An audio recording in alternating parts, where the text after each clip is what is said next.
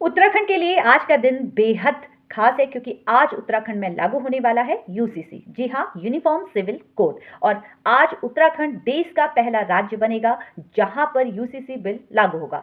चलिए जानते हैं कि आखिर इस बिल में क्या क्या बताया गया है और इसको कितने भागों में विभाजित किया गया है। जी हाँ दोस्तों, मेरा नाम एडवोकेट स्मिता है और एक नई कानूनी जानकारी के साथ आप सभी लोगों के मध्य में उपस्थित हूँ। देखिए, बिल को 4 भागों में विभाजित किया गया है। पहले भाग में विवाह और तलाक के विषय में बताया गया है। दूसरे भाग में उत्तराधिकार के बारे में बताया है। तीसरे भाग में लिव इन रिलेशनशिप के बारे में बताया है और चौथे भाग में अध्यायों को विभाजित किया गया है। देखिए, सेक्शन 4 ये बहुत महत्वपूर्ण है, जहां पर ये निर्धारण करेगा कि पुरुष की आयु कितनी होनी चाहिए और महिला की आयु कितनी होनी चाहिए जब दोनों विवाह करते हैं। देखिए, इसमें पुरुष की विवाह की आयु 21 वर्ष और महिला के लिए 18 वर्ष निर्धारित की गई है, जो बहुविवाह और बाल विवाह को प्रभावी रूप से समाप्त कर देगी। अगर पुरुष की विवाह की आयु 21 है और महिला की 18, तो यहां पर बाल विवाह प्रभावी रूप से समाप्त हो जाएगा। देखिए, यहां पर धारा 25 के तहत दोनों पक्ष को तलाक के आदेश के माध्यम से ही विवाह को विघटित करने के लिए अदालत में याचिका दायर करने का समान अधिकार दिया गया है तथा तलाक केवल अदालती कार्यवाही के माध्यम से ही होगा।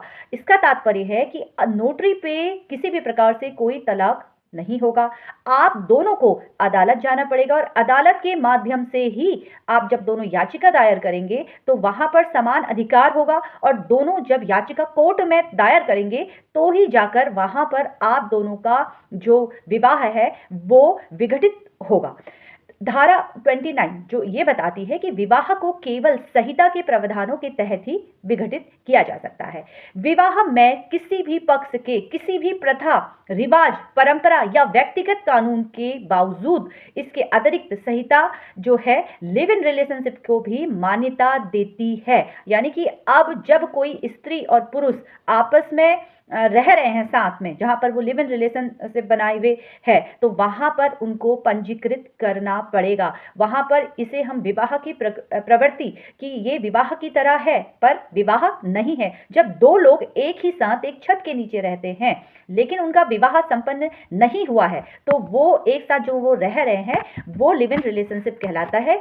अगर दोनों के बीच में विवाह नहीं है, अगर दोनों ने विवाह नहीं किया है तो वहां पर वो विवाह वाला रिश्ता नहीं कहलाएगा। लेकिन अगर दोनों एक छत के नीचे रह रहे हैं और उनसे उत्पन्न अगर संतान है तो उसको सारे अधिकार प्राप्त होंगे और यहां पर जो लोग लिव इन रिलेशनशिप में रह रहे हैं उन्हें पंजीकृत भी कराना पड़ेगा। कानून के अनुसार इन रिश्तों